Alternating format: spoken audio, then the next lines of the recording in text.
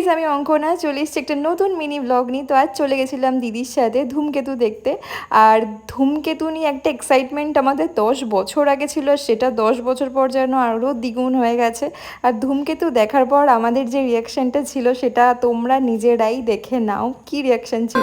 বেশি কিছু আশা করো না, আর বেশি ভালোবাসা করো না। তো আমরা ফাইনালি ধূমকেতু দেখে ফার্স্ট দেখে ফেলেছি, কারণ আমরা দেবদার ভক্ত ছোটবেলা থেকেই।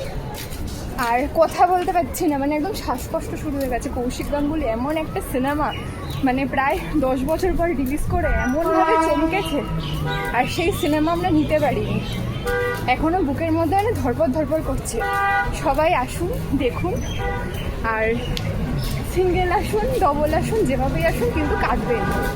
চলো টাটা।